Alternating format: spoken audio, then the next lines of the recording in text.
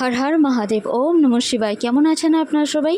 আমি ভারতী শ্রী দুর্গা বি মণ্ডল আপনাদের সবার জন্য নিয়ে এসেছি টাইমলেস একটা রিডিং, যেটা কিনা গুরুর আশীর্বাদ আপনাদের জন্য কী আছে। আপনাদের যাদেরই ইষ্টগুরু নেই, মানে দীক্ষিত নন আপনারা শিব ঠাকুরকে মেনে নিতে পারেন আপনাদের গুরু হিসাবে, কিন্তু মানে আমার নাথকে, কিন্তু দেবাদিদেব মহাদেবকে আপনারা তখনই মানবেন যাদের গুরু নেই।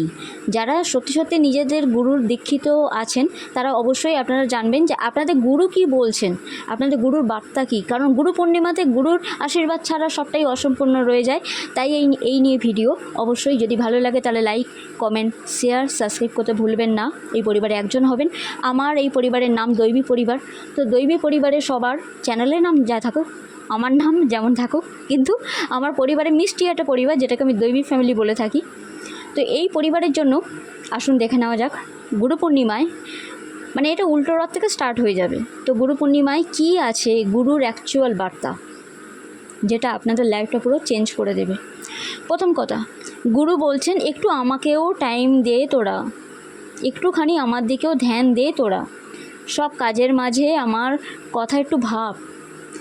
সবটাই থাকবে, সবটাই ছিল, সবটাই আছে, কিন্তু সবটাই আমার মর্জি বিনা কিচ্ছু হয় না। আমার মর্জি বিনা তুই কিচ্ছু পাবি না।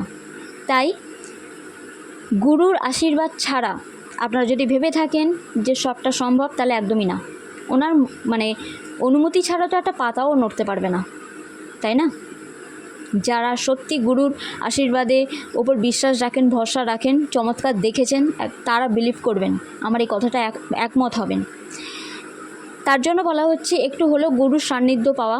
তার জন্য যদি গুরু ধামে যেতে পারেন খুব ভালো কথা, যদি না যেতে পারেন একটু হলেও টাইম বের করে একটু মানে নিজেদের সময় অনুযায়ী অবশ্যই নেচারের মধ্যে বসে কিংবা যে কোনো পবিত্র স্থানে বসে আপনারা গুরুর ধ্যানে মগ্ন হতে পারেন, প্রথম কথা।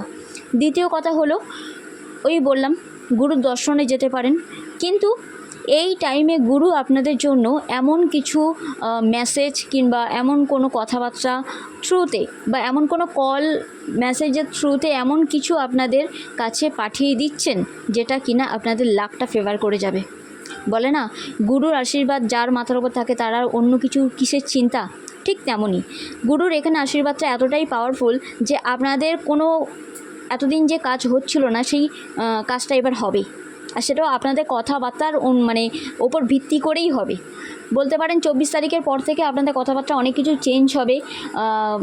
এতদিন যেটা কোনো রকম আটকাচ্ছিল এবার সেটা ভালো হবে।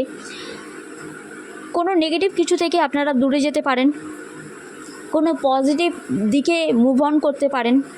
তার সাথে সাথে যারা সিঙ্গেল আছেন আপনারা আপনাদের পার্টনার পেতে পারেন। যারা অলরেডি সম্পর্কের মধ্যে রয়েছেন আপনারা বিবাহও করতে পারেন। যারা বিবাহিত জীবনের মধ্যে রয়েছেন তারা আরেকবার হানিমুনে যেতে পারেন। সো হ্যাঁ, এখানে সন্তান যদি কেউ পেতে চান তাহলে সেখানেও একটা বড় গুড নিউজ আছে। সন্তান সম্ভাবনা আছে হওয়ার। তো যারা মা বাবা হতে চান অবশ্যই হতে পারেন, কিন্তু কোনো কিছুতে কম্প্রোমাইজ করবেন না, কনফিউজ হয়ে যাবেন না, এগুলো একটা দিক আছে। আর অযথা ভয় পাবেন না, ভয়টাকে জয় করে এগিয়ে যান লাইফেতে। মায়ের শরীরের দিকে বিশেষ ধ্যান দেবেন, যাতে বাবার মন ভালো থাকে সেই দিকে ধ্যান দেবেন। মাছেদের খাওয়ানো, বিষ্ণু নাম জপ করা খুব ভালো হবে আপনাদের জন্য। কোনো যে মানে দুটো কাজের মধ্যে যদি জাগেল করে থাকেন না, যে এইটা করব কি ওটা করব, তাহলে মানে গুরুর বক্তব্য এটাই, গুরুর আদেশ এটাই যে দুটোকে এই মুহূর্তে ব্যালেন্স করে চলো।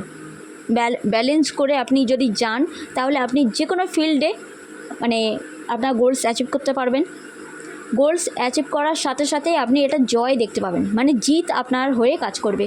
কিন্তু সবটাই আপনার উইজডমের ওপরে ডিপেন্ড করে হবে, মানে আপনার বুদ্ধিমত্তা বা বুদ্ধি শক্তি দিয়ে যে কাজ আপনি সামলাতে চাইবেন সেই কাজকে সামলে অবশ্যই সেটা জিত জয় হাসিল করে তবে আপনি আসতে পারবেন। নিজের ঘরবাড়ি যদি কেউ এই সময় ক্রয় করতে চান করতে পারেন। গাড়ি ঘোড়া যদি কেউ কিনতে চান কিনতে পারেন, কারণ ভালো সময়, সত্যি ভালো সময়। নিজের পার্টনারের সাথে বা ওয়াইফের হাজব্যান্ডের সাথে যদি একটা ভালো টাইম কাটানোর জন্য দূরে কোথাও ভ্রমণ করতে যান সেটাও করতে পারেন। কনফিউজ হয়ে যাবেন না, অযথা হতাশা বা দুশ্চিন্তা বা নেগেটিভ কিছু ভাববেন না। তার থেকে ভালো কথা কোনো তীর্থস্থান ঘুরে আসুন বা নেচারের মধ্যে টাইম কাটান, গভীর নিঃশ্বাস নিন, প্রাণায়াম করুন। পড়াশোনায় মন বসবে, অবশ্যই বসবে, কিন্তু কোনো উগ্র কথাতে আপনারা নিজেদের কেরিয়ার কিংবা পড়াশোনাকে হারিয়ে ফেলবেন না। নরমভাবে কথাবার্তা বলবেন। দুর্গা